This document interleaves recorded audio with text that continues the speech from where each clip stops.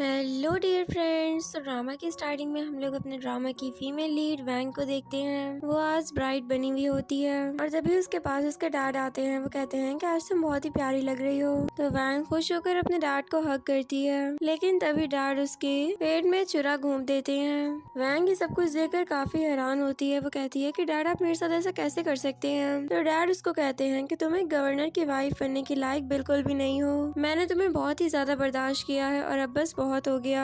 तुम कब से अपनी स्टेप सिस्टर की जगह लिए जा रही थी। मुझे तुम्हारे साथ इस तरह तो करना ही पड़ता ना। फिर इतने में वहाँ पर कियान और उसके तीनों भाई भी आ जाते हैं। कियान कहती है कि यंगर सिस्टर प्लीज तुम मुझे माफ कर दो, लेकिन मेरे भाइयों और मेरे डैड ने तुम्हें बहुत बड़ा किया है, तो तुम इनके बारे में इस तरह की कोई भी बात नहीं कर सकती।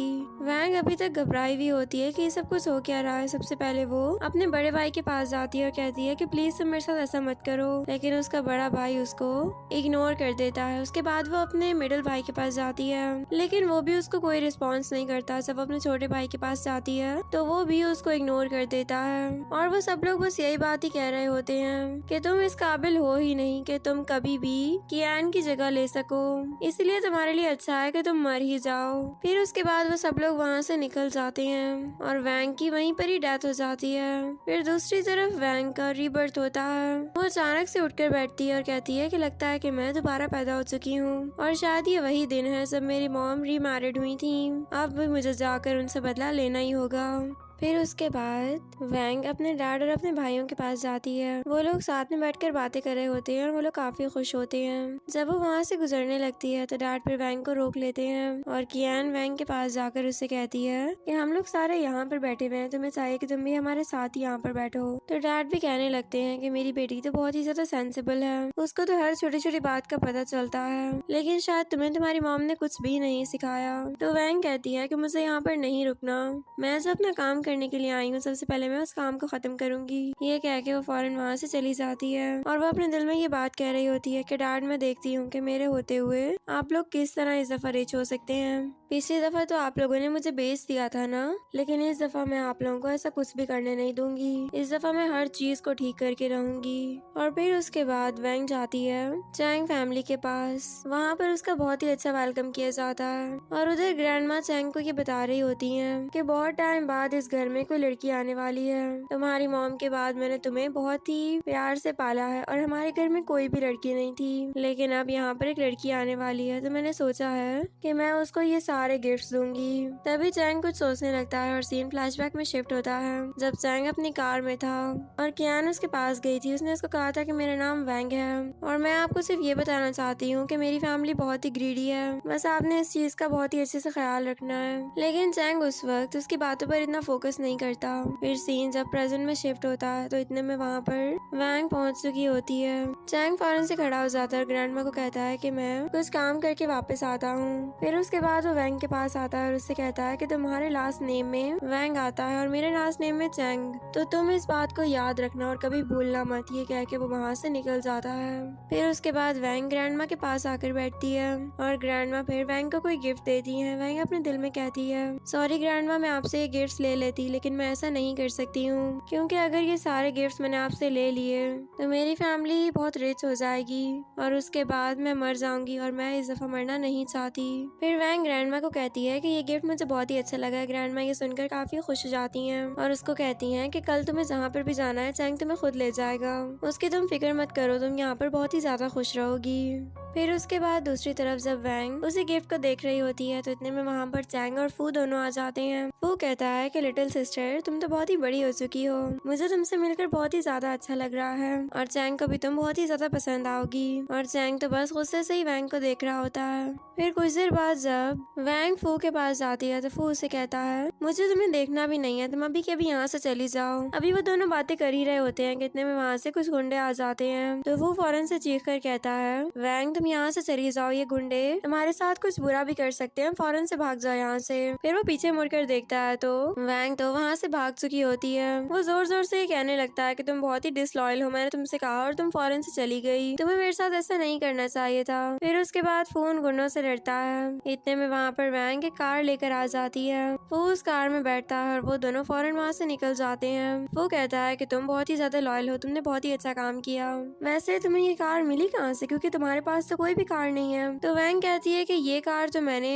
पार्किंग लॉट से चुराई है, शायद वो प्रिंसिपल की कार थी। ये सुनकर फू बहुत ही हैरान होता है और फिर दूसरी तरफ फू और वैंग दोनों ही चैंग फैमिली में नील डाउन करके बैठे होते हैं। वो कहता है कि देखो अगर तुम्हें कुछ भी हुआ ना तो चैंग तुम्हें जरूर प्रोटेक्ट कर लेगा और ग्रैंडमा तुम्हें कुछ भी नहीं कहेंगी, मेरा यकीन करो। इतने में वहाँ पर ग्रैंडमा और चैंग दोनों आ जाते हैं। ग्रैंडमा कहती हैं कि फू तुमने ये सब कुछ क्या किया है, मैंने तुमसे कहा था कि तुम वैंग का ख्याल रखना और तुमने उसके साथ ये सब कुछ कर दिया। वैंग कहती है कि सॉरी ग्रैंडमा, वो कार मैंने चुराई थी, प्लीज आप इसके लिए इसको मत डांटे। तो ग्रैंडमा कहती है कि मैं प्रिंसिपल को एक न्यू कार खरीद दूंगी, कार का कोई भी मसला नहीं है, लेकिन अगर तुम्हें कुछ हो जाता तो मैं फू को कभी भी माफ ना करती, मैं उसको भी मार देती। फिर फू फौरन से ग्रैंडमा से माफी मांगने लगता है और वैंग अपने दिल में ये कह रही होती है प्रीवियस लाइफ के अंदर तो मैंने सिर्फ और सिर्फ अपने डैड का गुस्सा और उनको अब्यूज करना देखा है। वो मुझे हमेशा अब्यूज किया करते थे, मुझे मारा करते थे, उसके अलावा मैंने और कुछ भी नहीं देखा।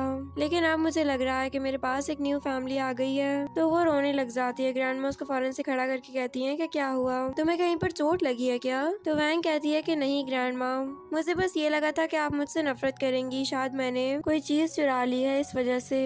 तो ग्रैंडमा उसको कहती हैं कि तुम पागल तो नहीं हो गई हो, मैं तुम्हारे साथ इस तरह क्यों बिहेव करूंगी, अब तुम इस कप के बारे में बातें करना छोड़ दो और जाओ और जाकर अपनी स्टडीज पर फोकस करो। फिर उसके बाद दूसरी तरफ कियान अपने तीनों भाइयों के साथ चैंग के घर के बाहर खड़ी हुई होती है। वो तीनों भाई कह रहे होते हैं कि कभी हमारे पास भी इतना बड़ा घर होगा। तो फिर कियान कहती है कि हाँ देखना, बहुत ही जल्द हमारे पास भी इस तरह का घर आ ही जाएगा। इतने में वहाँ पर वैंग भी निकल कर आती है। वैंग कहती है कि क्या हुआ, तुम लोग यहाँ पर क्यों खड़े हुए हो? तो फिर कियान कहती है कि हम तुम्हें घर वापस ले जाने के लिए आए हैं, अब तुम्हें हमारे साथ घर चलना चाहिए, डैड भी यही चाहते हैं और तुम्हें अपनी स्टडीज को आगे कंटिन्यू करना चाहिए। तो वैंग अपने दिल में कहती है प्रीवियस लाइफ के अंदर भी मैं इनकी बात सुनकर वापस चली गई थी, लेकिन उसके बाद इन्होंने मुझे अपने पर्पस के लिए यूज किया था, इस दफा मैं इनकी बातों में बिल्कुल भी नहीं आऊंगी। फिर वैंग उनको कहती है कि क्या तुम लोग जानते हो मैंने फू की जान बचाई है और उसके बदले में ग्रैंडमा ने सोचा है कि वो मुझे $200 मिलियन देंगी। मैं अब बहुत ही ज्यादा खुश हूँ और मुझे तुम लोगों के साथ वापस नहीं जाना। यह सुनकर कियान और बाकी सब लोग बहुत ही हैरान होते हैं। फिर कियान कहती है कि अच्छा ठीक है, एक काम करते हैं, हम लोग अभी चले जाते हैं और हम ये सारी बातें जाकर डैड से डिस्कस करेंगे।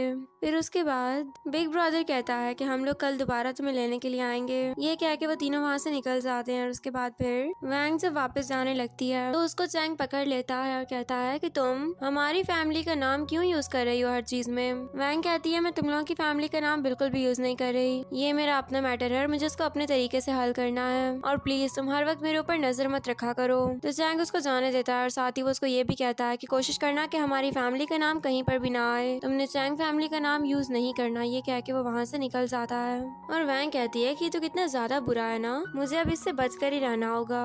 और फिर दूसरी तरफ वैंग चैंग फैमिली में होती है। इतने में उसके पास एक मेड आती है और उसको वो एक नेकलेस दिखाती है। वैंग को वो नेकलेस बहुत ही पसंद आता है तो मेड उसको बताती है कि ये नेकलेस एक मीटिंग होने वाली है ना, उसके लिए रखा गया है, शायद ये ग्रैंडमा का फेवरेट नेकलेस है। ये सुनकर वैंग को कुछ याद आता है। वो कहती है कि मीटिंग कब होने वाली है? मेड कहती है कि हो सकता है कि मीटिंग स्टार्ट भी हो चुकी हो। तो वैंग फौरन वहाँ से भागती है और दूसरी तरफ हम लोग ली को देखते हैं। वो जब अपनी कार से निकलता है तो उसके आसपास सारे रिपोर्टर्स और बाकी लोग होते हैं। रिपोर्टर्स उससे पूछ रहे होते हैं कि हमें ये बताइए कि क्या आपने उस इंसान को ढूंढा है जिसने वो इम्पोर्टेंट हीरे चुरा लिए थे? तो फिर ली कहता है कि मैं बहुत ही जल्द उसको ढूंढ लूंगा, वो मुझसे बचकर नहीं जा सकता है। फिर एक रिपोर्टर उससे पूछता है कि क्या आपको डर नहीं लगता कि हो सकता है कि आपकी डेथ हो जाए या वो आदमी आपको मरवा दे? तो फिर ली कहता है कि अगर मुझे इस बात का डर होता कि मेरी डेथ हो जाएगी तो फिर मैं इस पोजीशन पर आज कभी भी ना होता। इतने में वहाँ से कोई आदमी छुपकर ली को गोली मारने लगता है, लेकिन तभी उसके सामने वहाँ पर वैंग पहुँच जाती है और वो गोली वैंग को लग जाती है। सब लोग इधर उधर भागने लग जाते हैं और वैंग कुछ देर में सीधी खड़ी हो जाती है। वो अपने दिल में की बात कह रही होती है कि मुझे दर्द क्यों नहीं हुआ। फिर वो अपने पास उसी लॉकेट को देखती है जो कि उसको ग्रैंडमा ने दिया था। वो कहती है हो सकता है कि ये सब कुछ इसकी वजह से हुआ हो। फिर वही आदमी दोबारा से गोली मारने लगता है तो ली फौरन से भागते हुए वैंग को अंदर ले जाता है। अंदर जाकर वो वैंग से थैंक करता है और कहता है कि देखो तुमने अपने भाई की जान बचा ली, तुमने बहुत ही अच्छा किया। वैंग कहती है सेकंड ब्रदर कोई बात नहीं, ऐसा होता रहता है। इतने में वहाँ पर चैंग आता है और कहता है कि तुम तो हमेशा मेरे भाइयों की जान बचाती रहती हो, कभी तुमने मेरी तो जान नहीं बचाई। तो वैंग कहती है कि आपको इतना ज़्यादा सोने की कोई जरूरत नहीं है और अगर कभी आपको मेरी हेल्प की जरूरत हुई तो मैं आपकी हेल्प जरूर जरूर कर दूंगी। इतने में वहाँ पर कियान पहुँच जाती है। वो कहती है तुम मिस्टर चैंग के साथ ऐसे कैसे बात कर सकती हो, तुम उनसे सॉरी करो। मुझे पता है कि तुम बचपन से ही इस तरह से बोलती आई हो, लेकिन तुम्हें हर किसी के सामने बोलने की तमीज आनी चाहिए। तो वैंग अपने दिल में कहती है कि ये तो उस टाइम थी ही नहीं जिस टाइम मैंने ली की जान बचाई थी, तो ये मुझे इतनी बातें क्यों बोल रही है। फिर इतने में कियान का भाई बोलता है कि हाँ तुम तो बचपन से ही ऐसी हो, बहुत ही ज्यादा डिसरिस्पेक्टफुल, और वो उसको और भी बुरा भला बोलता है। तो तभी ली उसको किक कर देता है और कहता है अब अगर तुमने मेरी छोटी बहन के बारे में एक लफ्ज भी बोला तो मैं तुम्हें मार डालूंगा। कियान कहती है कि प्लीज ऐसा मत करो, तुम लोग इस तरह नहीं लड़ सकते हो। तो फिर चैंग कहता है मेरे भाई का गुस्सा बहुत ही ज्यादा तेज है, जब ये गुस्से में आता है तो ये किसी को भी नहीं देखता, लेकिन उसके बावजूद मैं इसको संभाल लूंगा, तुम उसकी फिक्र मत करो और इसको यहाँ से ले जाओ। और फिर चैंग वैंग को देखकर ये सोचने लगता है कि हो सकता है कि इसने वैंग फैमिली में अच्छा टाइम स्पेंड ना किया हो और यहाँ पर ये मेरे सामने इतना शो ऑफ कर रही है। और फिर इतने में वहाँ पर एक आदमी आ जाता है। वो कहता है कि तुम लोग इस तरह मत लड़ो, ली से तो मैंने पहले ही एक बदला लेना है, तो ली क्यों ना हम लोग एक गेम खेलते हैं। तुम भी एक बुद्धा को ढूंढ रहे हो है ना, तो उसके बारे में मैं तुम्हें बताता हूँ। आज उसका ऑक्शन होने वाला है और वहाँ पर 2 बुद्धा रखे जाएंगे, एक फेक होगा और एक रियल, हम दोनों ने उसको चूज करना होगा। तो ली कहता है कि ठीक है, अगर तुमने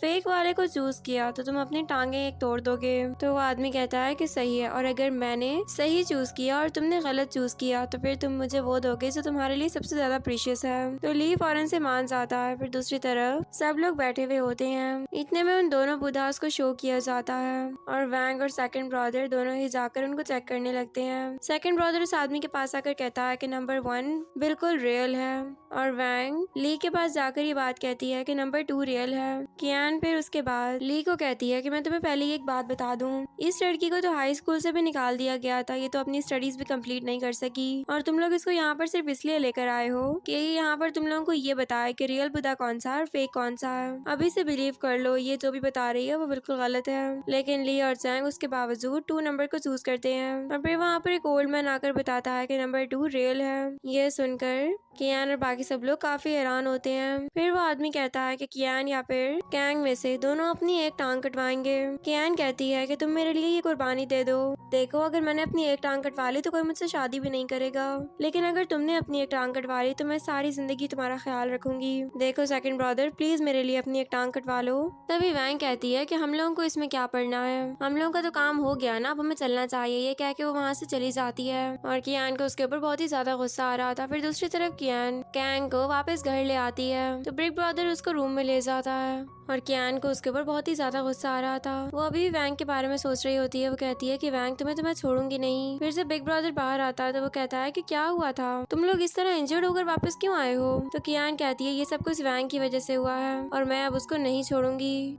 और फिर दूसरी तरफ वैंग जब स्कूल जा रही होती है फूक के साथ, तो उन दोनों के सामने तब कियान और उसका भाई आ जाता है। कियान कह रही होती है कि तुम यहाँ पर क्या कर रही हो, और उसका भाई कहता है कि तुमने हमसे कोई वादा किया था वैंग, क्या तुम उस वादे को भूल चुकी हो। तो वैंग कहती है मैं एक अडॉप्टेड डॉटर हूँ, वो भी चैंग फैमिली की, तो मैं कोई वादा करूँ तो मैं उसको पूरा कैसे कर सकती हूँ। फिर सेकंड ब्रदर उसको मारने के लिए आगे बढ़ता है, लेकिन फू उसको बचा लेता है। वो कहता है कि सब कुछ क्या तमाशा है, तुम लोग मेरी बहन के ऊपर ऐसे हाथ नहीं उठा सकते हो, और तुम लोगों को इस चीज का किसी ने भी हक नहीं दिया है। उसके बाद वो वैंग को लेकर अंदर चला जाता है। जब वो दोनों अंदर जाते हैं तो वो प्रिंसिपल से मिलते हैं। इतने में वहाँ पर कियान और सेकंड ब्रदर भी आ जाते हैं, और प्रिंसिपल उन सब लोगों को बताती है कि अगर तुम लोगों को गोल्ड मेडलिस्ट बनना है तो तुम लोगों को एक इंटरव्यू देना पड़ेगा। वो इंटरव्यू रेडियो स्टेशन में होगा, तुम लोग मेरे पास आ जाओ, मैं तुम लोगों को और डिटेल्स दे देती हूँ। फिर जब प्रिंसिपल वहाँ से जाती है तो कियान कहती है मेरे डैड को तो रेडियो सुनना वैसे भी बहुत ही ज्यादा पसंद है, अच्छा है कि वो रेडियो पर मेरी आवाज सुनेंगे, मैं तो सोच सोच कर ही बहुत खुश हो रही हूँ। और वैंग अपने दिल में कहती है कि ये सब कुछ सिर्फ तुम्हारा ही ख्वाब रह जाएगा। फिर दूसरी तरफ लेट नाइट को वैंग फू के पास जाती है। वो उससे कहती है कि मुझे एक ट्रांसक्रिप्ट मिली है और मैं चाहती हूँ कि तुम उसको चाइनीज से इंग्लिश में कन्वर्ट कर दो ताकि ये मेरे लिए थोड़ी इजी हो सके। तो फू कहता है कि मैं इसको इंग्लिश में कैसे कन्वर्ट करूंगा, तुम एक काम करो कि तुम किसी और को कह दो ना। इतने में वहाँ पर मिस्टर चैंग आ जाता है और फू फौरन वहाँ से भाग जाता है। फिर चैंग वैंग के हाथ से वो पेपर ले लेता है और उसको पढ़ता है। वो कहता है कि ये मैं तुम्हें अभी नहीं दे सकता, मैं इसको इंग्लिश में ट्रांसलेट कर दूंगा। वैंग उससे वो पेपर लेने लगती है। वो कहती है कि तो एक काम करो, प्लीज मत करो इस तरह, ये पेपर ना मुझे ऐसे ही वापस कर दो, मैं किसी और से करवा लूंगी। वो उससे वो पेपर लेने लगती है, लेकिन वो उसके बहुत ही क्लोज आ जाती है, तो वो थोड़ा ऑकवर्ड फील करके थोड़ा सा पीछे होती है। और फिर चैंग कहता है कि ये तुम मुझसे सुबह ले लेना, ये कह के वो वहाँ से निकल जाता है। और दूसरी तरफ कियान सेकंड ब्रदर के पास जाती है। वो उससे कहती है कि क्या हुआ, ये पेपर अभी तक ब्लैंक क्यों है, तुमने इसके ऊपर स्क्रिप्ट लिखनी है, तुम भूल चुके हो क्या, तुम तो गोल्ड मेडलिस्ट हो ना, वो भी रेडियो के, तो तुम्हारे लिए तो ये सारे काम आसान होंगे। सेकंड ब्रदर कहता है कि अभी तक तो हम लोगों ने इंटरव्यू को भी पास नहीं किया, तो हम लोग किस तरह एक गोल्ड मेडलिस्ट बन सकते हैं। तो कियान कहती है कि कुछ भी करो, लेकिन मुझे आज के आज ही ये ट्रांसक्रिप्ट पूरी करनी है। फिर उसके बाद दूसरी तरफ कियान और उसका स्टेप ब्रदर दोनों ही एक रेडियो स्टेशन पर जाते हैं और वो उनको अपनी ट्रांसक्रिप्ट दिखाते हैं। तो वो लोग ट्रांसक्रिप्ट देखकर बहुत ही खुश होते हैं। वो लोग उनको फौरन से हायर कर लेते हैं। और उधर जब वैंग एक रेडियो स्टेशन पर ट्रांसक्रिप्ट दिखाने के लिए जाती है, तो उसके साथ चैंग, ली और फू तीनों होते हैं। तो वो स्क्रिप्ट कहते हैं, लेकिन तभी वो आदमी कहता है कि नहीं, अब मैं इसको नहीं रख सकता हूँ, क्योंकि जॉब की तो सीट्स खत्म हो चुकी हैं और मैंने जिसको हायर करना था मैं उसको हायर कर चुका हूँ, तो प्लीज आप अपनी बहन को यहाँ से ले जाएं। तभी ली उसको एक गन दिखाता है और कहता है, इस पर आप देख सकते हैं कि सैंग फैमिली का लोगो बना हुआ है, हम लोग सैंग फैमिली से आए हैं और मेरी बहन ने इसी रेडियो स्टेशन को चूज किया है, तो मैं चाहता हूँ कि इसी रेडियो स्टेशन पर मेरी बहन अपना इंटरव्यू दे, वो परफॉर्म करे, मुझे उम्मीद है कि वो बहुत ही अच्छा परफॉर्म करेगी। फिर उधर स्टेप ब्रदर परफॉर्म करता है रेडियो पर और इधर वैंग परफॉर्म करती है। उस आदमी को पहले तो वैंग पर बिल्कुल भी यकीन नहीं होता कि वो अच्छे से परफॉर्म कर पाएगी, लेकिन उसके बाद जब वैंग परफॉर्म करने लगती है तो सबसे पहले वो एक थ्रिलर स्टोरी बताती है, जिसको सुनकर सब लोग बहुत ही डर जाते हैं। और उधर वैंग फैमिली में भी दोनों ब्रदर्स और डैड भी वैंग की स्टोरी को सुन रहे होते हैं। तो डैड कहते हैं कि ये आवाज तो मुझे बहुत फेमिलियर लग रही है, हो सकता है कि मैंने ये आवाज पहले भी कहीं पर सुनी हो।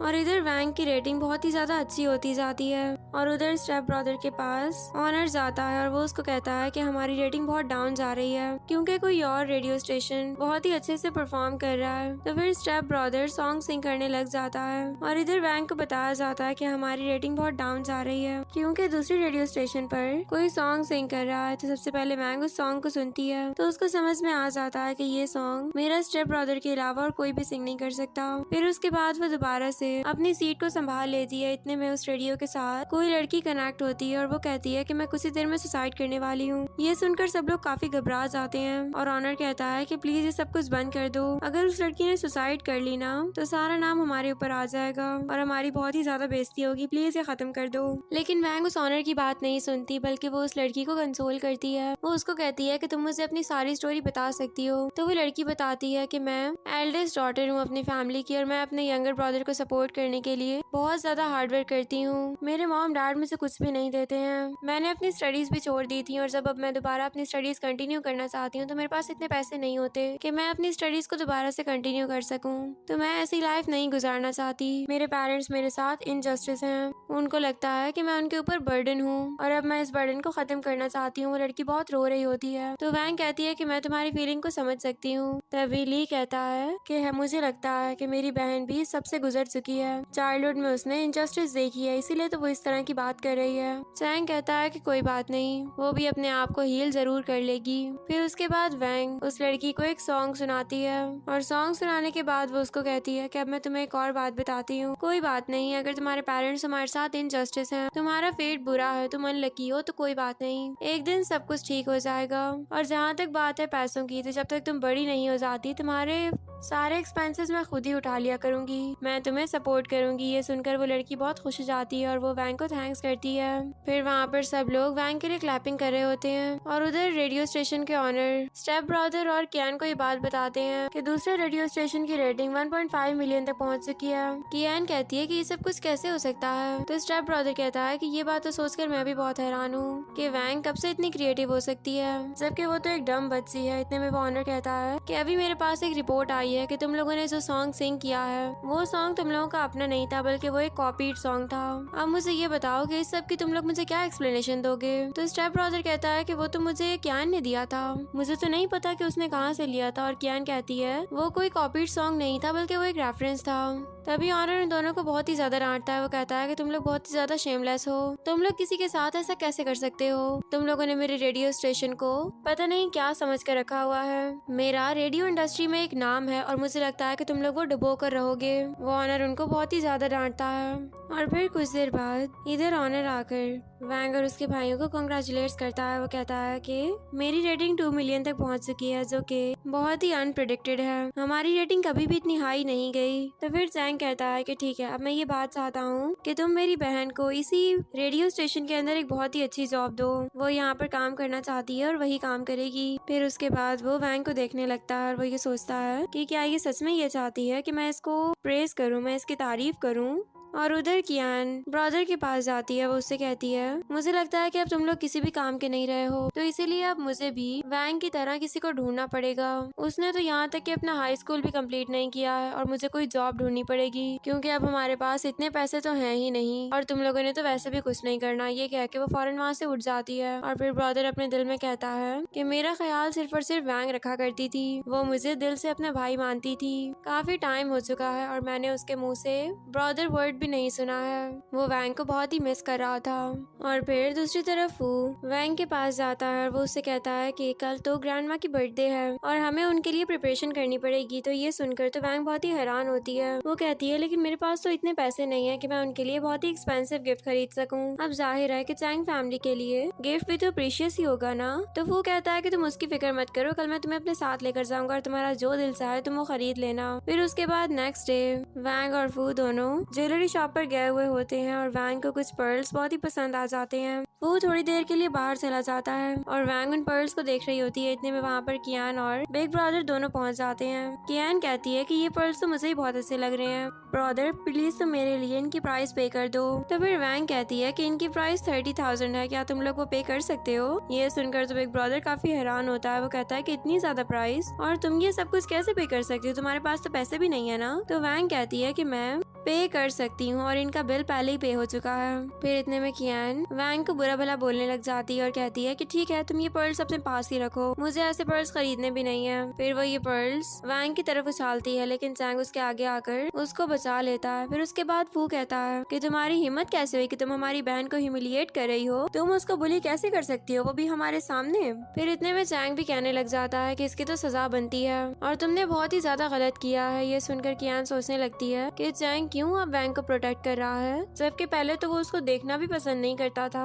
तभी ली कहता है कि फौरन से इन सारे पर्ल्स को समेटो वरना तुम ही इनकी प्राइस पे करोगी। तो फिर कियान और उसका स्टेप ब्रदर फौरन से उन सारे पर्ल्स को समेटने लग जाते हैं और वैंग अपने भाइयों के साथ वहाँ से चली जाती है। इधर जब कियान और स्टेप ब्रदर वो सारे पर्ल्स समेट लेते हैं तो वो शॉप ऑनर उनको कहता है कि अब ये पर्ल्स तो डर्टी भी हो चुके हैं नीचे गिरने की वजह से, और वैंग ने कहा है कि उसको सब कुछ क्लीन चाहिए, तो तुम लोग इसको अभी के अभी क्लीन करो वरना तो फिर तुम लोग 3,000 पे करोगे। ये सब कुछ सुनकर कियान और उसके भाई को बहुत ही ज्यादा गुस्सा आ रहा होता है। और उधर फू वैंग से ये कह रहा होता है कि अब तुमने क्या सोचा है, तुम ग्रैंडमा को क्या गिफ्ट दोगी। तो वैंग कहती है कि मैं भी वही सोच रही हूँ कि ग्रैंडमा को क्या गिफ्ट दूं, मुझे तो कुछ भी समझ में नहीं आ रहा। फिर उसको एक आइडिया आता है और वो फू को कुछ समझाने लग जाती है। और दूसरी तरफ फू और वैंग दोनों घर पर होते हैं और वैंग ग्रैंडमा के लिए एक बहुत ही अच्छी सी पेंटिंग बनाती है। फू कहता है कि ये पेंटिंग बहुत परफेक्ट लग रही है लेकिन इसके अंदर एक चीज की कमी लग रही है, इसके ऊपर ना तुमने हैप्पी बर्थडे ग्रैंडमा नहीं लिखा हुआ। वैंग कहती है कि मेरी राइटिंग तो इतनी अच्छी नहीं है, एक काम करो तुम यहाँ पर हैप्पी बर्थडे ग्रैंडमा लिख दो।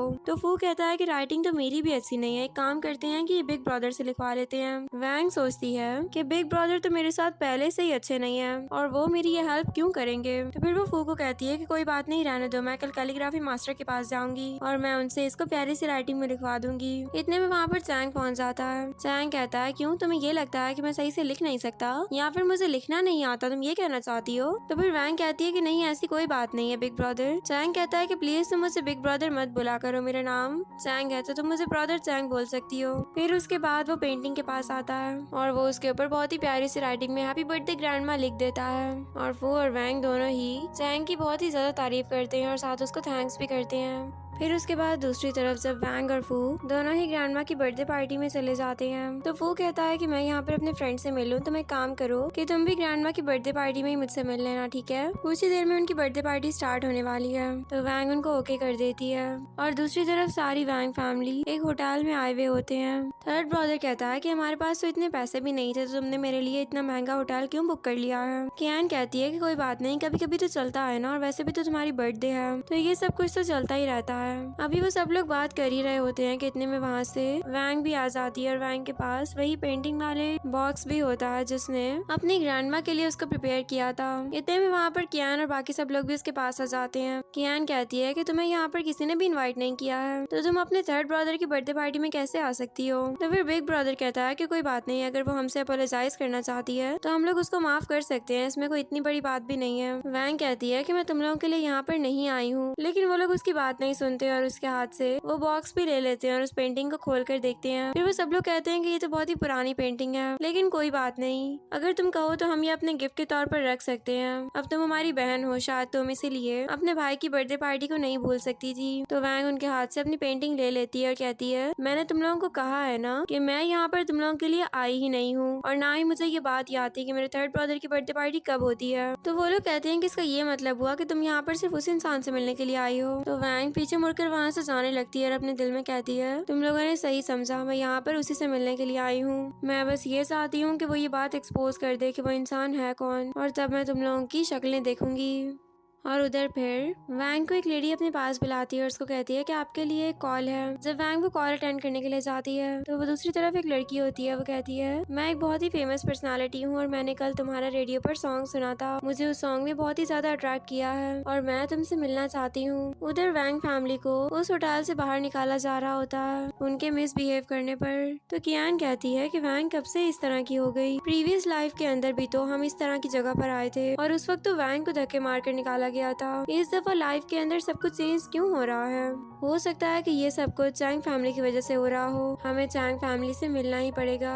फिर वो लोग वहाँ से चले जाते हैं और फिर दूसरी तरफ वैंग बहुत ही ज्यादा खुश होती है। वो फू से बात करती है और उसके बाद जब फू वहाँ से जाता है तो वैंग वहाँ पर नीचे गिरी हुई उस चीज को उठाने लगती है। इतने में उस चीज को चैंग भी उठाता है और वो दोनों एक दूसरे को हैरान होकर देखते हैं। चैंग उसको कहता है कि तुम्हें जरा भी तमीज नहीं है ना कि किसी से कैसे बात की जाती है। इतने में वहाँ पर कियान और उसके तीनों भाई भी आ जाते हैं और कियान कहती है कि आपने सही बोला, इसको किसी भी चीज की तमीज नहीं है, ये घर में भी इसी तरह का डिसिप्लिन रखती थी, इसी तरह ये मिसबिहेव करती थी। सॉरी, लेकिन इसको बिल्कुल भी तमीज नहीं है किसी भी बात की, और शायद हम लोग इसको ये तमीज सिखा भी नहीं सके। तभी चैंग कहता है कि तुम लोगों को क्या लगा मैं किसकी बात कर रहा हूँ? मैं तुम लोगों की ही बात कर रहा हूँ, तुम लोगों को यहाँ पे अंदर आने किसने दिया है? तभी कियान अपने दिल में कहती है कि चैंग अचानक से वैंग के लिए इतना अच्छा क्यों हो रहा है? मैंने तो बहुत ही ज्यादा कोशिश की थी कि चैंग कुछ भी कर ले, लेकिन वो कभी भी वैंग को एक्सेप्ट ना कर सके और ना ही उसके साथ अच्छे से बिहेव कर सके, लेकिन यहाँ पर तो सब कुछ ही उलट हो रहा है। इतने में चैंग गार्ड्स को कहता है कि आकर इन लोगों को यहाँ से ले जाओ, और गार्ड्स फिर उन सबको वहाँ से ले जाते हैं। वैंग फिर चैंग को सॉरी करती है, वो उससे कहती है सब कुछ मेरी वजह से हुआ है। तो चैंग कहता है कि कोई बात नहीं, मुझे उनको ये सबक सिखाना ही था,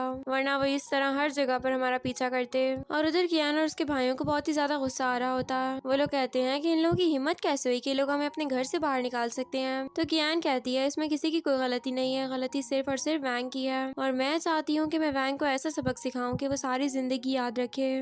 और फिर दूसरी तरफ ग्रैंड माँ बाकी सब लोगों के साथ बैठी हुई होती हैं। इतने में वहाँ पर कियान और उसके भाई आ जाते हैं और वो कियान कहती है कि आपने बहुत ही अच्छा काम किया है, आपने हमारा एक बहुत ही अच्छे कॉलेज में ये एडमिशन करवा दिया है और हम लोग इस सबसे बहुत ही ज्यादा खुश हैं। तो ग्रैंड माँ कहती है कि कोई बात नहीं, तुम लोग सारे बहुत ही अच्छे बच्चे हो। फिर उसके बाद कियान कहती है कि हम लोग आप लोगों के लिए एक बहुत ही अच्छा सा गिफ्ट लेकर आए हैं आपकी बर्थडे के लिए। फिर वो उसको एक पेंटिंग दिखाती है और वो वही पेंटिंग होती है जो कि वैंग ने बनाई थी। कियान कहती है कि ये पेंटिंग मैंने बहुत ही महंगी खरीदी है। ग्रैंडमा कहती है कि मुझे ये सब कुछ बहुत ही अच्छा लगा। फिर वो कियान और उसके भाइयों को गिफ्ट्स भी देती हैं और कियान तो बहुत ही ज्यादा खुश हो चुकी थी। फिर तभी ग्रैंडमा को आवाजें आती हैं कि बाहर कोई डांस हो रहा है। तो ग्रैंडमा उन सब लोगों के साथ बाहर जाती हैं और वो वहाँ पर लाइन डांस देखती हैं। और जब डांस खत्म हो जाता है तो फिर वैंग और फू अपने अपने कॉस्ट्यूम्स उतारते हैं और ग्रैंडमा को विशेस भी करते हैं। ग्रैंडमा उन लोगों की इस परफॉर्मेंस से बहुत ही ज्यादा खुश होती हैं। वो उनको कहती हैं तुम लोग थक चुके होगे, जल्दी करो, फिर हम लोग साथ मिलकर खाना खाएंगे।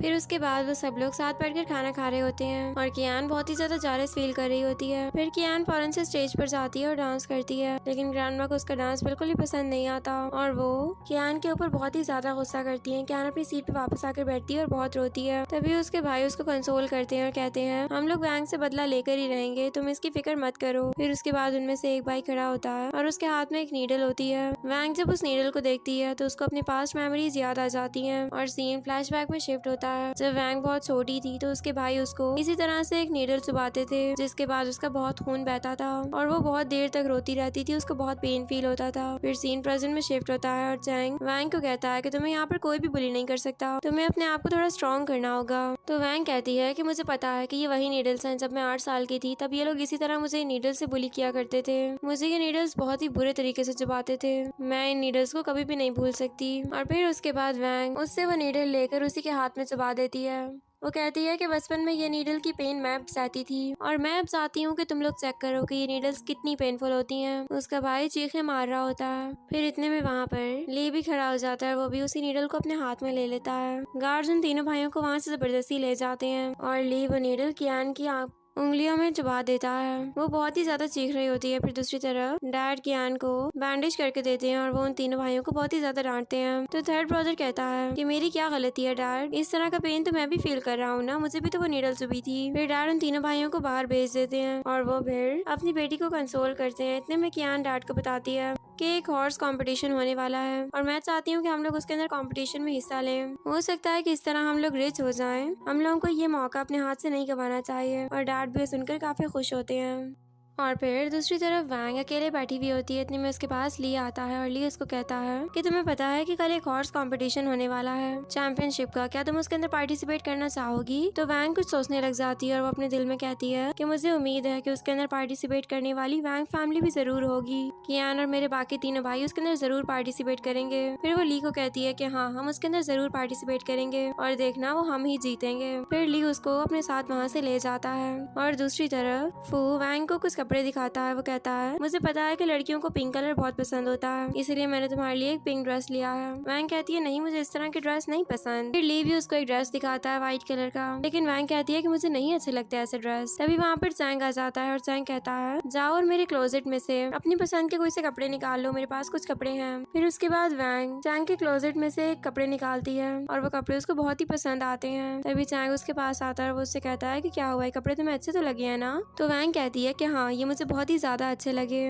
फिर उसके बाद दूसरी तरफ जब वो सब लोग उस कंपटीशन के लिए जाते हैं तो तभी वहाँ पर कियान और उसके भाई भी आ जाते हैं। बिग ब्रदर कहता है कि देखो, मेरी बहन ने तो कोई नए कपड़े भी नहीं पहने, लेकिन वो उसके बावजूद कितनी प्यारी लग रही है। तभी फू कहता है कि अब वैंग चैंग फैमिली से बिलोंग करती है, तो ऐसा कैसे हो सकता है कि हम लोग उसको एक न्यू इवेंट के लिए एक प्यारा सा सूट ही ना लेकर दे सके। और तभी कियान वैंग से बहुत ही ज्यादा जालिस हो रही होती है। वो अपने दिल में कहती है कि जो सारी चीजें तुम्हें मिल रही है ना, उन सब चीजों पर सिर्फ और सिर्फ मेरा हक था, वो सिर्फ मुझे मिलने चाहिए थी, लेकिन मैं तुम्हें छोड़ूंगी नहीं। इतने में वहाँ पर एम्पेरर जी भी आ जाता है और वो चैंग को कहता है कि तुम इस लड़की के साथ ऐसे बात कैसे कर सकते हो, दोबारा इसके साथ इस तरीके से बात मत करना। फिर वो कियान का हाथ पकड़ के उसको कहता है कि तुम ठीक तो हो ना, तुम्हें यहाँ तक आने में कोई मुश्किल तो नहीं हुई? तो कियान अपना हाथ फौरन से पीछे कर लेती है। वो बहुत घबराई हुई लग रही थी। तो जी कहता है कि क्या हुआ, मुझे लगता है कि तुम मुझसे बहुत डर रही हो। तो कियान अपने दिल में कहती है कि प्रीवियस लाइफ के अंदर यही वो इंसान था जिससे हम लोग वैंग की शादी करवाना चाहते थे और फिर एंड वेडिंग डे पर हमने उसको मार डाला था, लेकिन अब मुझे लगता है कि मुझे एम्पेरर जी के साथ बना कर रखनी पड़ेगी, उसके बाद ही मैं कोई ना कोई स्टेप ले सकती हूँ। फिर वो जी के साथ अंदर चली जाती है और चैंग फैमिली भी पीछे चली जाती है। फिर उसके बाद वो सब लोग अंदर जाकर बैठते हैं और गवर्नर एक फाइल वैंग को देते हैं जिसके अंदर उसने बैट की अमाउंट को लिखना होता है। तो वैंग उसके अंदर 3 मिलियन लिखती है। कियान कहती है कि तुम इतने सारे पैसे भरोगी कहाँ से, तुम्हारे पास तो इतने पैसे हैं भी नहीं। तो फू कहता है हमारे लिए 3 मिलियन कोई बहुत बड़ी चीज नहीं है और ये हमारी छोटी बहन है, ये जितने पैसे चाहेगी हम लोग उतने पैसे लगाने के लिए बिल्कुल तैयार है। फिर उसके बाद कियान कहती है कि गवर्नर, क्या इसके अंदर मैं भी कोई अमाउंट पुट कर सकती हूँ? तो गवर्नर उसको ओके बोल देता है। फिर उसके बाद कियान सोचती है कि उसने 3 मिलियन लिखे हैं ना, तो मैं 30 मिलियन लिखूंगी। फिर उसके अंदर वो फौरन से 30 मिलियन को फिल कर देती है। गवर्नर कहता है कि क्या तुम्हें यकीन है कि तुम जीत जाओगी, और तुम्हें पता है ना कि अगर तुम ना जीत सकी और मुझे 30 मिलियन का लॉस हुआ तो तुम्हें उसको रिपे करना होगा। फिर बिग ब्रदर उससे कहता है कि देखो, हम ये रिपे नहीं कर सकते, प्लीज तुम इतनी बड़ी अमाउंट मत लिखो। उसका सेकंड ब्रदर कहता है कि मैं पहले भी एक दफा अपनी टांग तुड़वा सका हूँ, इससे ज्यादा मैं और कुछ भी नहीं कर सकता। और उसका थर्ड ब्रदर भी कहता है कि प्लीज ये अमाउंट थोड़ी कम कम कर दो, इतने पैसे मत लिखो जितने हम लोग पे ही नहीं कर सकते। कियान कहती है मैंने तुम लोगों से कहा है ना कि मैं ही जीतूंगी और मैं इनमें से 1 रुपया भी कम नहीं करूंगी, क्योंकि मैं ये जानती हूँ कि हम लोग जरूर जीत जाएंगे। तो गवर्नर कहता है कि ठीक है, इस दफा मैं तुम्हारे कहने पर 30 मिलियन की बैट लगा लेता हूँ, मुझे कोई प्रॉब्लम नहीं है। फिर उसके बाद स्क्रीन पर हॉर्सेस को शो किया जाता है और साथ उनके नंबर्स बताए जाते हैं जो कि रेस कर रहे थे। तो कियान नंबर 3 को चूज करती है। तो वैंग उसको स्माइल करते हुए कहती है कि तुमने ये इसलिए चूज किया है ना क्योंकि तुमने एक न्यूज़पेपर में पढ़ा था कि गवर्नर को नंबर 3 वाले हॉर्स के ऊपर बहुत ही ज्यादा यकीन है। यह सुनकर कियान बहुत ही हैरान होती है। वो कहती है तुम्हें ये सब कुछ कैसे पता? वो अपने दिल में सोचती है कि क्या इसका भी रीबॉन्ड तो नहीं हुआ, हो सकता है कि इसी वजह से इसने इतनी एक्यूरेट फिगर बताई हो, वरना इसकी बात में इतनी एक्यूरेसी कैसे आ सकती है। तो फिर वैंग कहती है कि कोई बात नहीं, मैंने तो बस तुक्का लगाया था। फिर उसके बाद वैंग नंबर 7 को चूज करती है और वो कियान को कहती है क्योंकि नंबर 7 काफी हैंडसम है इसीलिए मैंने उसी को ही चूज किया। तो कियान उसको कहती है कि 3 मिलियन भी कोई कम रकम नहीं है, तुम्हें बहुत सोच समझकर किसी इंसान को चूज करना चाहिए, तुम्हारे पास अभी भी चांस है, तुम चेंज कर सकती हो। तो वैंग कहती है कि नहीं, मैं इसी को ही रखूंगी, तुम फिक्र मत करो।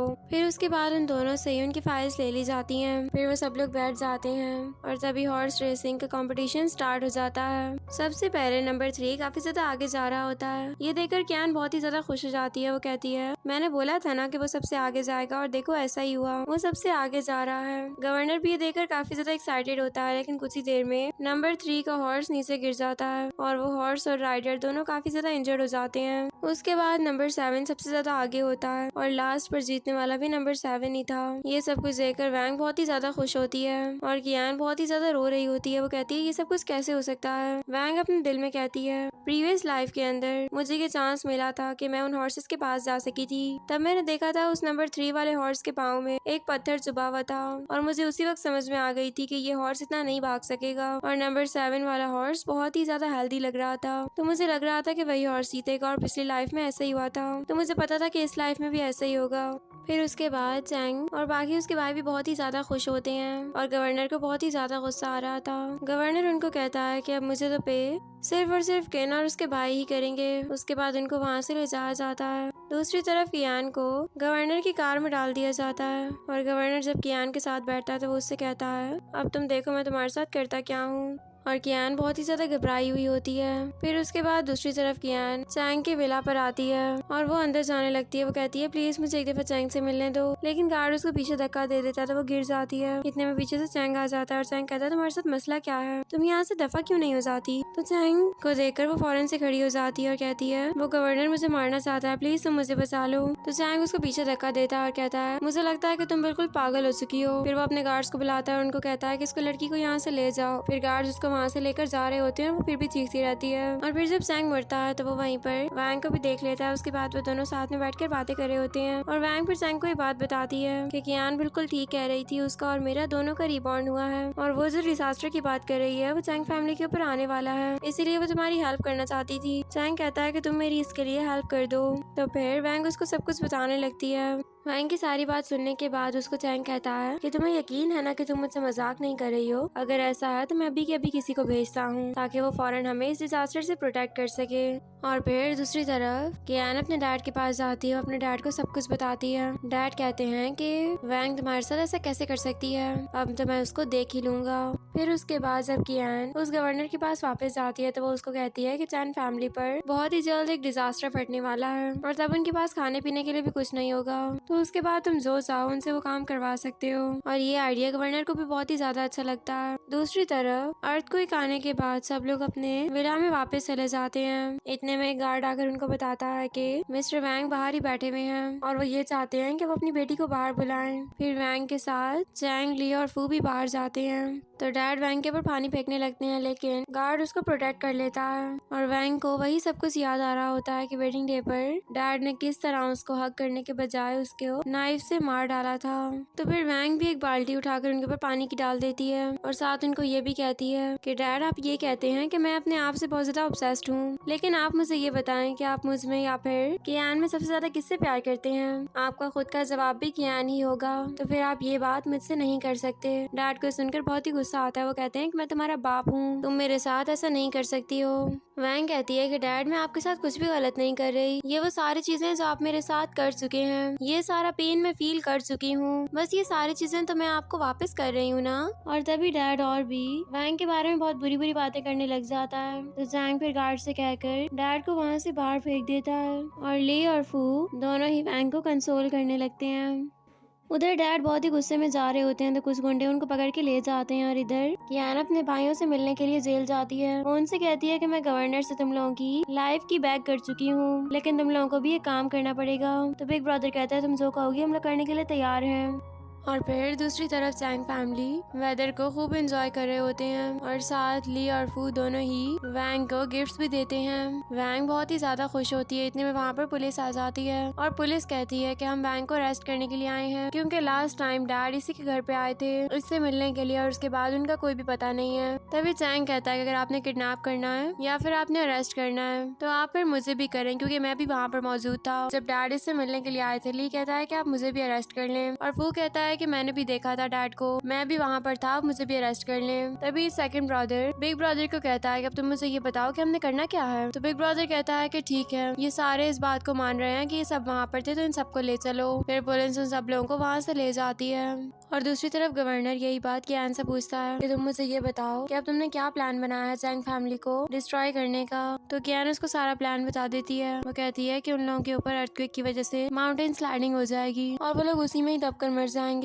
गवर्नर कहता है कि तुम ये बात जानती हो ना कि तुम्हारे भाई और तुम्हारे डैड अभी भी मेरे पास है, तो मेरे साथ कोई चालाकी मत करना। कियान कहती है मैं जानती हूँ, लेकिन उन्होंने जितनी लाइफ जीनी थी वो लोग जी चुके हैं, अब अगर उनकी लाइफ में डेथ लिखी है तो मैं उनका कुछ भी नहीं कर सकती। ये सुनकर गवर्नर पागलों की तरह हंसने लगता है और उधर जेल के अंदर ली दो लोगों को बहुत ही ज्यादा मारता है। फिर वो उनसे पूछता है कि हमें ये बताओ कि तुम्हें ये काम करने के लिए किसने बोला था। तो एक आदमी उसको बता देता है कि हमें ये सारे काम करने के लिए कियान ने बोला था। फिर वैंग कहती है कि अब इसको छोड़ दो, बाकी का काम इनके साथ पुलिस कर लेगी और हम लोगों को अब कुछ ना कुछ प्लान करना पड़ेगा। उधर कियान जब गवर्नर के साथ सी पोर्ट पर जाती है तो वो वहाँ पर एक लड़की से पूछती है कि यहाँ पर एक फैमिली होती थी, वो फैमिली किधर गई है, क्या वो माउंटेन स्लाइडिंग की वजह से डिस्ट्रॉय हो गई है क्या। तो वो लड़की कहती है कि कौन सी माउंटेन स्लाइडिंग, यहाँ पर तो कोई माउंटेन स्लाइडिंग नहीं हुई। ये सुनकर गवर्नर को उसके ऊपर बहुत ही गुस्सा आता है। इतने में वहाँ पर दो और सोल्जर्स पहुँच जाते हैं और गवर्नर को ब्राइबरी और करप्शन के जुर्म में अरेस्ट कर लिया जाता है और साथ ही कियान को भी अरेस्ट कर लिया जाता है।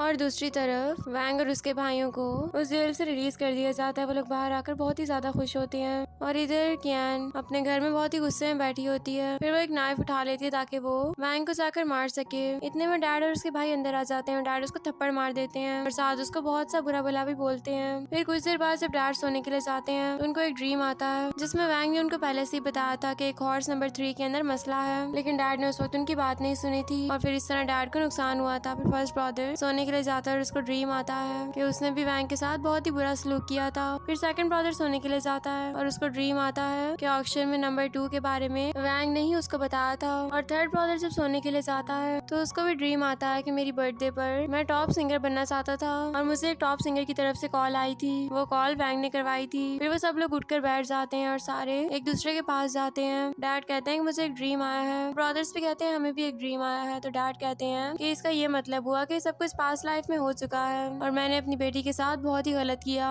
मैं उसको समझ ही नहीं सका। बिग ब्रदर कहता है कि हमारी बहन बहुत ही काइंड हार्टेड है, वो हमें जरूर माफ कर देगी, वो बहुत ही सॉफ्ट है, हमें उससे जाकर माफी मांगनी चाहिए। वो सब लोग अपने पास्ट के किए गए कामों पर अब रिग्रेट फील कर रहे होते हैं। और दूसरी तरफ वैंग बुक रीडिंग कर रही होती है। इतने में उसके पास चैंग आता है और वो दोनों एक दूसरे से बातें कर रहे होते हैं। इतने में वहाँ पर एक मेड आकर बताती है कि सारी वैंग फैमिली वैंग से मिलने के लिए आई है। वैंग और चैंग जब दोनों बाहर जाते हैं तो फिर डैड और उसके तीनों भाई वैंग से माफी मांग रहे होते हैं। वो कहते हैं कि अब हमें पता चला है कि हम लोग बहुत ही गलत थे और हम लोग तो सिर्फ और सिर्फ कियान की बातों में आ गए थे, हमें उसकी बातों में नहीं आना चाहिए था, लेकिन तुम तो हमें माफ कर सकती हो ना, तुम प्लीज हमें माफ कर दो। इतने में वहाँ पर कियान पहुँच जाती है और कियान कहती है कि डैड आप मुझे यहाँ पर सिर्फ और सिर्फ इसकी वजह से बाहर निकालना चाहते हैं ना, आप लोग ऐसा क्यों कर रहे हैं। पहले मैं वैंग की वजह से बहुत सफर कर चुकी हूँ और अब मैं इसको मार डालूंगी। फिर वो नाइफ से उसको मारने लगती है। इतने में पुलिस कियान को शूट कर देती है। कियान की नाइफ वहीं पर गिरती है और वो खुद भी गिर जाती है।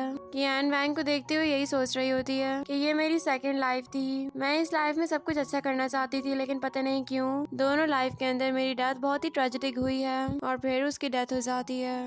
वैंग ये सब कुछ देखकर काफी इमोशनल हो रही थी। इतने में वहाँ पर पुलिस आती है और वो सब ब्रदर और डैड को पकड़ लेते हैं। तभी डैड कहते हैं कि प्लीज वैंग तुम हमें माफ कर दो। वैंग कहती है कि डैड मैं आपको माफ करना चाहती हूँ, मैं कियान को भी माफ करना चाहती हूँ, लेकिन मैं उससे बहुत नफरत करती हूँ। वो मेरे सामने अभी अभी मरी है, लेकिन उसके बावजूद मैं उसको माफ नहीं कर सकती क्योंकि उसने मेरे साथ बिल्कुल भी अच्छा नहीं किया। और आप जानते हैं कि आपके सारे बच्चे इस तरह क्यों हो गए हैं? क्योंकि आप एक सेल्फिश और इररिस्पॉन्सिबल डैड हैं। गॉड आपको माफ करें तो माफ कर दें, लेकिन तब भी मैं आपको माफ नहीं कर सकती। ये कह के वो वहाँ से निकल जाती है।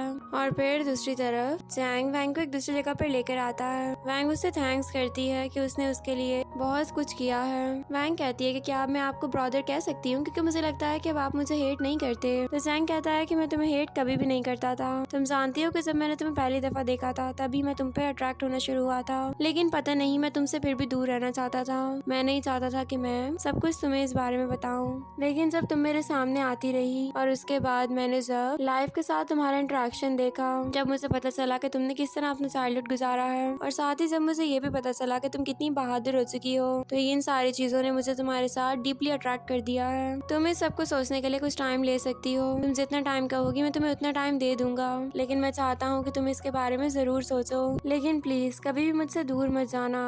तो वैंग कहती है कि ठीक है मैं सारी बात समझ चुकी हूँ, ठीक है अब मैं कभी भी आपसे दूर नहीं जाऊंगी। फिर वो उसको हग कर लेती है और इस तरह उन लोगों की एक न्यू स्टोरी स्टार्ट हो जाती है। फिर हम लोग कुछ टाइम बाद का सीन देखते हैं जब सारी Chang family happy new year बहुत ही अच्छे से सेलिब्रेट कर रही होती है। वो लोग साथ में बहुत ही ज्यादा खुश होते हैं और चैंग और वैंग एक दूसरे को देखकर स्माइल करते हैं। तभी ली कहता है कि तुमने और फू ने कभी भी कोई फोटो एक साथ नहीं ली है। तो वो कहता है कि हाँ तुम्हें अब मेरे साथ एक फोटो ले लेनी चाहिए। तो ली फिर वैंग को अंदर ले जाता है। अंदर जाकर वो सब लोग एक साथ फोटोज क्लिक करवाते हैं जो कि उनकी फैमिली फोटोज होती हैं। ग्रैंड माँ भी उन सब लोगों के साथ बहुत ही ज्यादा खुश होती हैं क्योंकि उनके पास उनके ग्रैंड सर और उनकी ग्रैंड डॉटर होती है। और वैंग अपने दिल में ये बात कह रही होती है कि प्रीवियस लाइफ के अंदर मेरे लिए कुछ भी अच्छा नहीं था, यहाँ तक कि मैं चैंग फैमिली को भी नहीं समझ सकी थी। सब कुछ मेरे लिए एक नाइटमेयर जैसा था। फिर उसके बाद मेरा दोबारा रिबॉर्न हुआ और अब मुझे मेरी एक न्यू फैमिली मिल चुकी है। हो सकता है कि मैं अपनी पुरानी फैमिली को कभी मिस भी ना करूं, क्योंकि यही फैमिली अब मेरी कंप्लीट फैमिली बन चुकी है। फिर उसके बाद वो लोग सब लोग साथ में फोटोज बनवाते हैं और अपनी न्यू लाइफ को एंजॉय करते हैं। और इसी सीन पर हमारे इस ड्रामा की हैप्पी एंडिंग हो जाती है। डियर फ्रेंड्स, कैसी लगी आपको मेरी आज की एक्सप्लेनेशन मुझे कमेंट सेक्शन में जरूर बताइएगा। वीडियो को लाइक और चैनल को सब्सक्राइब करना मत भूलिएगा और साथ ही हमारी वीडियो को शेयर भी कर दीजिएगा।